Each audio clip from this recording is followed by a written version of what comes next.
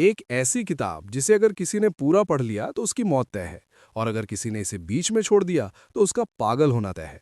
ये कोई कहानी नहीं है, ये है नीलावंती ग्रंथ की सच्चाई। एक ऐसा श्रापित ग्रंथ जिसमें वो विद्या लिखी गई है जो इंसान को जानवरों, पेड़ पौधों और भूत प्रेतों से बात करने की ताकत देती है, और साथ में देती है दौलत, शोहरत और असीम शक्ति, लेकिन एक खतरनाक कीमत के साथ। अब सीधा सवाल, नीलावंती कौन थी? नीलावंती कोई साधारण स्त्री नहीं थी, वो एक यक्षिणी थी। ऐसी शक्ति जो न पूरी तरह देवी होती है और ना ही राक्षसी।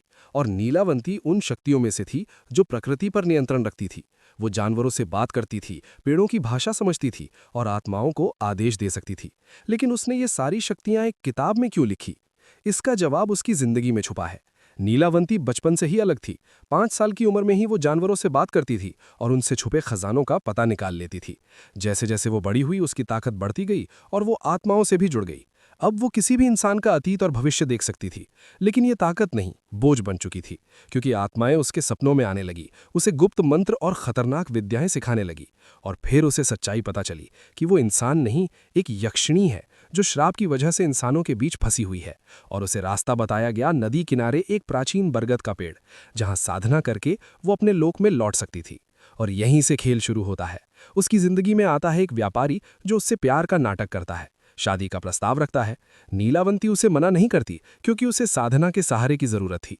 लेकिन वो शर्त रखती है कि वो हर रात जंगल जाएगी और उसे कोई नहीं रोकेगा। व्यापारी ये मान जाता है, लेकिन वो भी एक शर्त रखता है कि सारी विद्याएं एक किताब में लिखी जाएंगी। और यहीं से पैदा होता है नीलावंती ग्रंथ। हर रात साधना और हर दिन लेखन।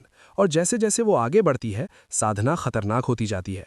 जानवरों की बलि तक देनी पड़ती है, और क्योंकि वो उनसे बात कर सकती थी, कई बार वो खुद बलि देने के लिए तैयार हो जाते थे।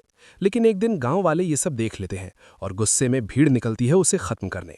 लेकिन असली खेल अब शुरू होता है, क्योंकि नीलावंती की साधना पूरी हो चुकी थी। उसका लोक जाने का द्वार खुल चुका था। लेकिन उससे पहले वो व्यापारी सामने आता है और उसी पल वो अपना असली रूप दिखाता है, एक भयानक पिशाच। और यहीं पूरा सच सामने आ जाता है कि वो व्यापारी कभी इंसान था ही नहीं, वो एक पिशाच था जिसने प्यार का नाटक सिर्फ इसलिए किया ताकि नीलावंती की सारी शक्तियां एक किताब में कैद हो जाएं और उनका इस्तेमाल किया जा सके। और ये समझते ही नीलावंती एक बड़ा फैसला लेती है। वो अपनी ही देखी हुई किताब को श्राप दे देती है और साफ शब्दों में कहती है कि जो भी इस ग्रंथ को लालच या बुरी नीयत से पढ़ेगा, उसकी मौत या पागलपन तय है। और जो भी बिना आत्मशुद्धि के इसे खोलेगा, उसे वो खुद परखेगी, और अगर वो असफल हुआ तो उसका अंत निश्चित होगा। और तभी से ये ग्रंथ बन जाता है श्रापित नीलावंती ग्रंथ, जिसके बारे में साफ कहा जाता है कि ना कोई इसे पूरा पढ़कर जिंदा बचा और ना ही कोई इसे अधूरा छोड़कर सामान्य रह पाया। फिर भी ये ग्रंथ आज तक जिंदा है, और इसका कारण है इंसानी लालच, क्योंकि ये वही शक्तियां देने का दावा करता है जो हर इंसान पाना चाहता है। खजाने की जानकारी, भूत प्रेतों से संवाद, भविष्य देखने की ताकत और प्रकृति को समझने की क्षमता। अब आखिरी सवाल यही है कि ये ग्रंथ है कहाँ? बहुत लोग दावा करते हैं कि उनके पास इसकी असली कॉपी है। इंटरनेट पर भी इसकी सैकड़ों पीडीएफ मिल जाती हैं, लेकिन सच एक ही है, कोई भी असली नहीं है।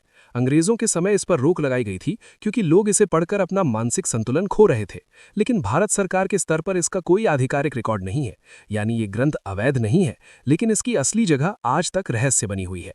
अब सीधा सवाल तुमसे है, अगर तुम्हें ये ग्रंथ कहीं मिल जाए तो क्या तुम इसे पढ़ने की हिम्मत करोगे?